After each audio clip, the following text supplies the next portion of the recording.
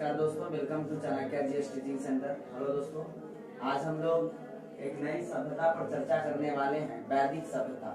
याद रखिएगा, वैदिक सभ्यता के बारे में आज हम लोग जो है इस वीडियो में चर्चा करेंगे। भारत के सबसे जो प्राचीन सभ्यता थी वो सिंधु घाटी सभ्यता थी।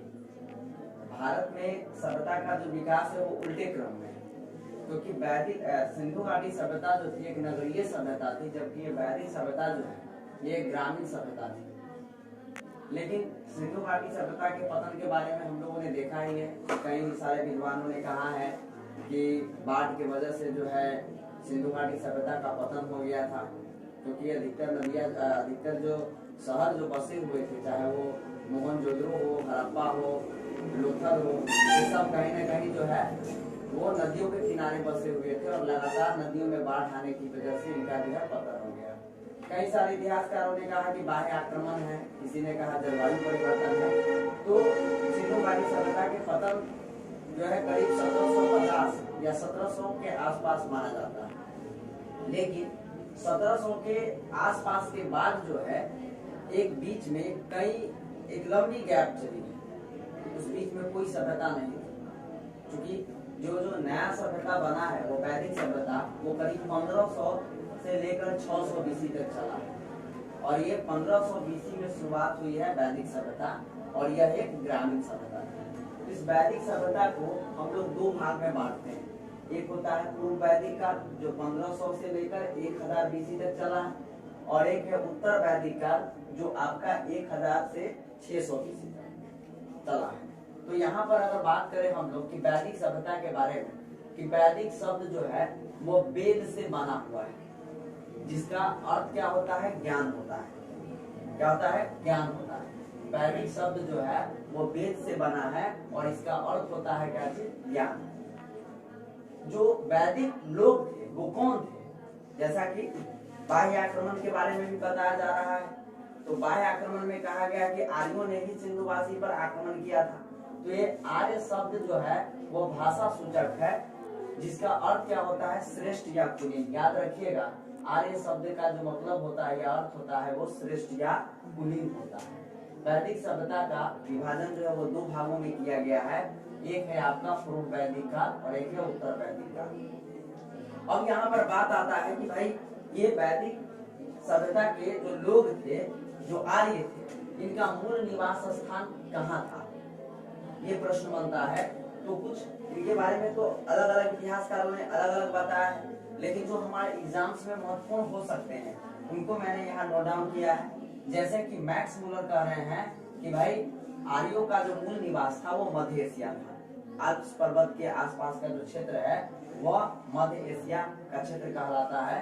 और मैक्स मुलर कहते हैं कि ये आर्य जो लोग हैं, ये आर्य वैदिक लोग जो है वो मध्य एशिया के ही निवासी थे। इसी को आगे विस्तारित करके डॉक्टर संपूर्णानंद ने बताया है कि ये जो आर्य थे वो आल्प्स पर्वत यानी यूरेशिया वाला रीजन के ये लोग रहने वाले थे। उसी तरह से भारतीय इतिहासकार या भारतीय जो है कहने का मतलब क्रांतिकारी भी रहे हुए हैं बाल गंगाधर तिलक, इन्होंने कहा है कि भाई ये मूल निवास जो है इन लोगों का कहाँ है? आर्कटिक है, ध्रुवीय प्रदेश है, उत्तरी ध्रुव के ये लोग निवासी थे। स्वामी दयानंद सरस्वती जो समाज सुधारक के नाम से जाने जाते हैं, इन्होंने कहा है कि आर्यों का जो मूल निवास है वो कहाँ है? तिब्बत है। तो इस तरह से याद रखेंगे। मैक्स मुलर ने कहा है कि आर्यों का मूल निवास मध्य एशिया है। डॉक्टर संपूर्णानंद ने कहा है कि आल्प्स पर्वत जो यूरेशिया वाला एरिया है। बाल गंगाधर तिलक ने कहा कि ये लोग आर्कटिक के रहने वाले थे, और स्वामी दयानंद सरस्वती ने कहा है कि ये लोग तिब्बत के क्षेत्र के रहने वाले थे। अब हम लोग जानते हैं कि भाई वैदिक सभ्यता, इनके बारे में जानकारी का स्रोत क्या है, सोर्सेस क्या है, किससे हमें जानकारी मिलता है कि भाई ये लोग जो है वो आर्य लोग थे। इनके जानकारी के बारे में हमें क्या क्या स्रोत मिलता है? तो देखिए, इनके जानकारी का हमें दो स्रोत मिलता है, एक साहित्यिक और एक पुरातात्विक। साहित्यिक का मतलब इन पर लिखित कुछ ग्रंथ है, उन ग्रंथों के माध्यम से हम लोग, जैसे वेद है, इनके माध्यम से जानते हैं कि भाई ये लोग आर्य थे और ऐसे ऐसे बसे, इनका निवास स्थान यहाँ था, या इन लोगों का जो कृषि या व्यापार व्यवसाय, सामाजिक जीवन, राजनीतिक जीवन कैसा था। और दूसरा है पुरातात्विक, जो अभिलेख है, खुदाई से जो हमें प्राप्त हुआ है कुछ जगह से जो है प्रतिभान रेशम मिला है, उनके माध्यम से भी हम लोग बताते हैं कि ये लोग कहाँ के रहने वाले हैं। तो साहित्यिक एवं पुरातात्विक दोनों इनके बारे में जानकारी का स्रोत है। तो आइए यहाँ देखते हैं साहित्यिक स्रोत के बारे में जानते हैं कि साहित्यिक स्रोत है ना, दो है स्रोत इनके अंतर्गत साहित्यिक स्रोत। यहाँ पर जो है आपका साहित्यिक स्रोत ना होकर के क्या हो जाएगा दोस्तों, यहाँ पर हो जाएगा आपका पुरातात्विक स्रोत। ये हो जाएगा आपका पुरातात्विक स्रोत। ये पुरातात्विक स्रोत जो है वो क्या है ना, खुदाई से जो हमें मिला है वो क्या है, याद रखिएगा पुरातात्विक स्रोत के अंतर्गत हमें बोगस कोई अभिलेख मिला है। ये एशिया माइनर ईरान से मिला है और ये 1400 BC के आसपास है। याद रखिएगा 1400 BC के आसपास है और एशिया माइनर से मिला है बोगस कोई अभिलेख। और इसमें वैदिक जो देवता है, इंद्र है, मित्र है ना, वरुण है और नासत्य है, इन वैदिक काल के देवताओं का इस बोगस कोई अभिलेख में जो है वर्णन किया गया है।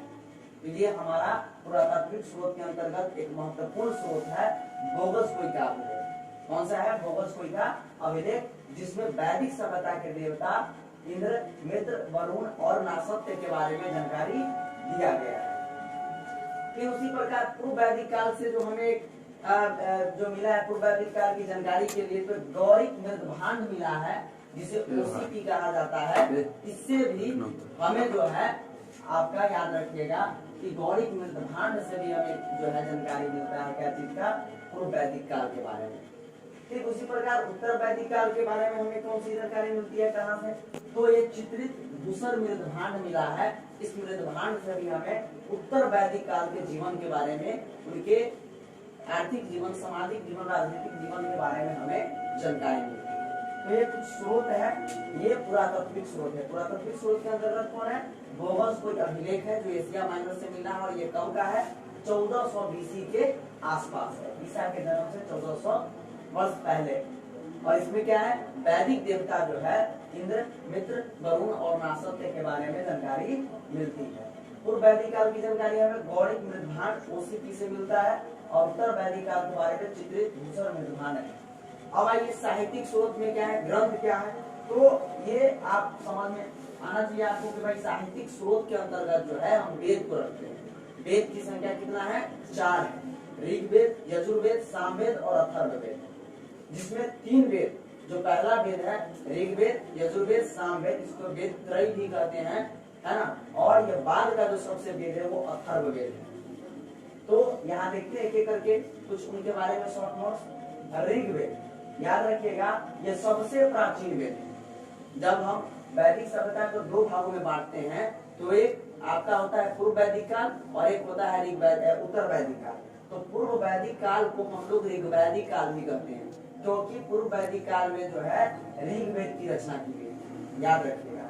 तो सबसे प्राचीन वेद कौन सा है? ऋग्वेद है। और ऋग्वेद के संकलन करता कौन है? तो ऋग्वेद का संकलन जो करता है वह कृष्णद्वैपायन वेद व्यास जी। कृष्णद्वैपायन वेद व्यास है। इस ऋग्वेद में कितने मंडल हैं? तो 10 मंडल है। कितने सूक्त है, मंत्र है? तो 1028 है। ऑब्जेक्टिव प्रश्न के लिए भी आई है कि ऋग्वेद में कितने मंडल और कितने सूक्त है, तो याद रखेंगे 10 मंडल और 1028 सूक्त है। उसी तरह से याद रखिएगा ऋग्वेद का दूसरा से 7वां जो मंडल है वो सबसे प्राचीन है। दूसरा से 7वां जो मंडल है वो सबसे प्राचीन है, जबकि प्रथम और 10वां जो मंडल है वो सबसे बाद में जोड़ा गया है, यानी नया मंडल है। सबसे पुराना मंडल कौन है? तो दूसरा से लेकर के, यानी दूसरा मंडल से लेकर और 7वां मंडल तक ये आपका जो है वो सबसे प्राचीन मंडल है, जबकि आपका प्रथम और 10वां मंडल जो है वो सबसे बाद का मंडल है, सबसे बाद में जोड़ा गया है। कुछ प्रमुख मंडल है जो एकदम एग्जाम में पूछा ही जाता है, जिसमें तृतीय मंडल है। पूछा जाता है कि ऋग्वेद के किस मंडल में गायत्री मंत्र की चर्चा की गई है? तो ऋग्वेद के तृतीय मंडल में गायत्री मंत्र की चर्चा किया गया है, जिसके रचनाकार कौन है? विश्वामित्र जी है। याद रखिएगा, कभी कभी ऐसा भी पूछ देता ओम भूर्भुवः स्वः ऋग्वेद के किस मंडल में है? तो ऋग्वेद के तीसरे मंडल में है, याद रखना है। ऋग्वेद के 7वां मंडल, तो ऋग्वेद का 7वां मंडल जो है में क्या वर्णित है? तो दशराग युद्ध के, जो परुष्णी या रावी नदी के तट पर हुआ था, सुदास राजा और अन्य 10 राजाओं के बीच में हुआ था, ये युद्ध हुआ था। इस युद्ध का वर्णन जो है, दशराग युद्ध का वर्णन किस मंडल में है? तो ये 7वें मंडल में है, इसको याद रखेंगे। और 9वां मंडल में क्या है कि सोम देवता का वर्णन है। ये प्राकृतिक देवता थे, सोम देवता, है ना। तो ये पेय पदार्थ के रूप में थे। तो ये सोम रस सबसे जो है प्रसिद्ध था ऋग्वैदिक लोगों के लिए। जो पेय पदार्थ था, प्रिय पेय पदार्थ क्या था? तो सोम रस था। और इस प्राकृतिक देवता जो सोम देवता है, वो इनका वर्णन कहाँ किया गया है? 9वां मंडल में किया गया है। इसी प्रकार से 10वां मंडल आता है आपका VVI है कि ऋग्वेद के 10वें मंडल के पुरुष सूक्त में 4 वर्णों का उल्लेख मिलता है।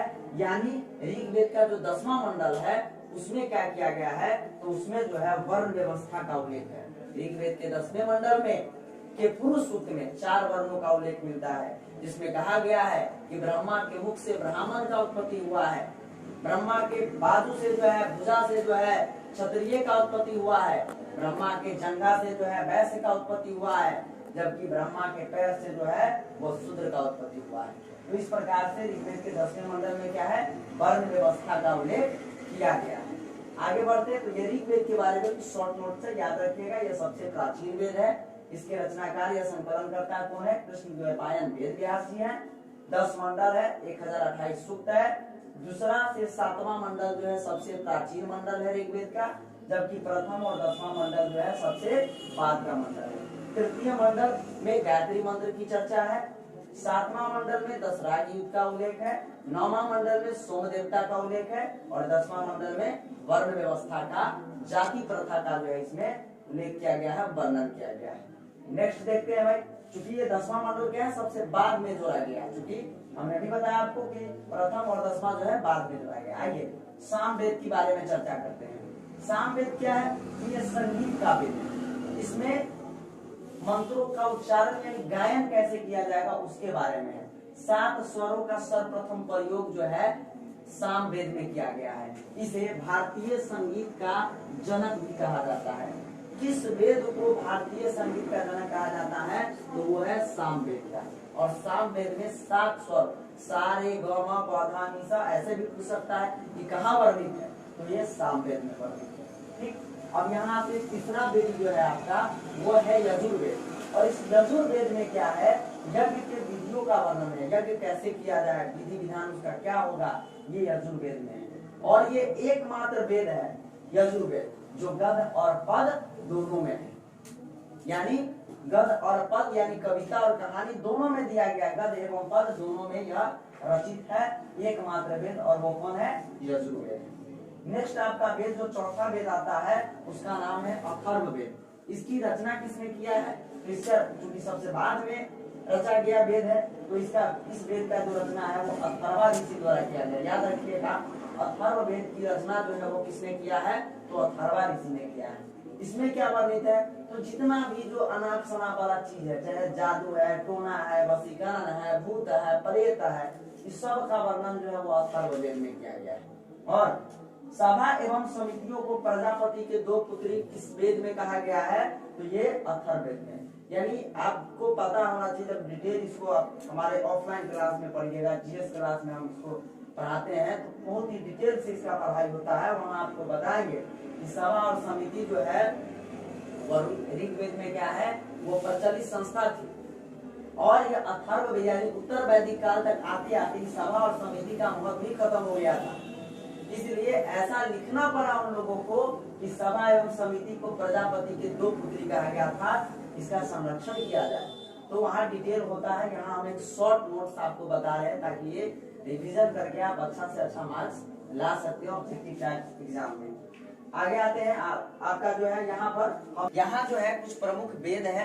और इस वेद के जो पाठ करता है ना, उनको क्या कहा जाता है? साथ ही साथ इस वेद का उपवेद क्या है और इसके उपनिषद क्या है और इसके आरण्यक क्या है। आरण्यक को उस ग्रंथ को कहा जाता है जिस ग्रंथ को जो है कहने का मतलब ये वनों में रचना किया जाता था ऋषि मुनियों के द्वारा, उसको आरण्यक कहा गया है।